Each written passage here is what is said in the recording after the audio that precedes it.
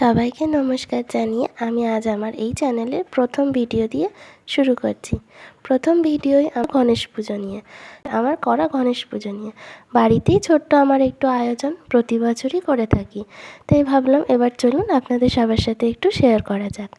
কিছুই না, নিজের মতো করে ভালোবেসে ঠাকুরকে যেরমভাবে পুজো করা হয়, আমার মা বলে ঠাকুর সেভাবেই পুজো নেয়। তো ব্যাস এইভাবেই প্রতি বছর ছোট্ট করে একটু আয়োজন করে ফেলি। প্রথমেই ঠাকুরকে আমি ঘি আর মধু মাখিয়ে দুধ আর গঙ্গা জল দিয়ে স্নান করিয়ে স্থাপনা করলাম। ছোট্ট একটু মালা পরালাম।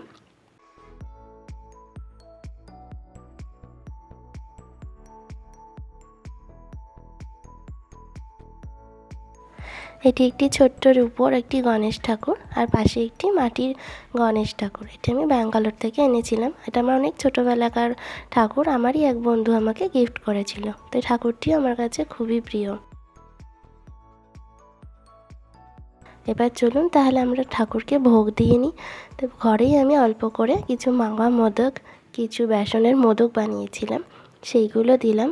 আর দিলাম কিছু ফল, কিছু মিষ্টি, আর ভোগে বানিয়েছিলাম লুচি, কিছু তরকারি আর পায়েস, আর একটুখানি পোলাওও বানিয়েছিলাম, বাসন্তী পোলাও। ঠাকুরকে একটু নিজে হাতে খাইয়ে দিচ্ছি, তাতে একটা আলাদাই অনুভূতি আছে। এবার চলুন ঠাকুরকে একটু আরতি করে নেওয়া যাক। মন ভরে আরতি করলে নিজের মনটাও শান্তি লাগে। ঠাকুরের আসনটা সুন্দর করে আমার মা সাজিয়ে দিয়েছে।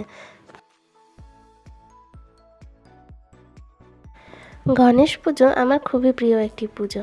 প্রতি বছরই তাই নিজের মতো করে ঘরোয়াভাবে এই পুজো আমি করে থাকি। আমি হয়তো ঠিক নিয়ম মেনে পুজোটা করতে পারি না, কিন্তু নিজে যেরকম পারি ছোট্টভাবে সেটুকুই আয়োজন করি। আপনারা সবাই আমাকে একটু জানাবেন, আমার কোনো ভুল ত্রুটি হলেও আমাকে ক্ষমা করে দেবেন। আরতি করার পর এবার ঠাকুর একটু ভোগটা খেয়ে নিক। চলুন ততক্ষণে আপনাদের দেখিয়ে দিই কী কী আজ ঠাকুরের ভোগে ছিল। আজকের ভোগে ছিল বাঁধাকপির তরকারি, শাহি পনির, আলু পটলের রসা, আর তার সাথে ছিল বাসন্তী পোলাও আর লুচি। আর আগেই যেটা বললাম, মাওয়া মোদক আর বেসনের কিছু মোদক বানিয়েছিলাম। আমি যেরকম পারি সবই ঘরে বানানোর চেষ্টা করেছি, মাও আমাকে কিছু কিছু হেল্প করে দিয়েছে। ব্যাস তারপরে নিজের মতো একটু গণেশ বন্দনা গেয়ে আমার পুজো সম্পন্ন হলো।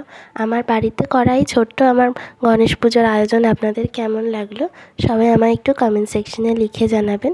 ভালো লাগলে ভিডিওটি একটি লাইক করবেন, সবার সাথে শেয়ার করবেন।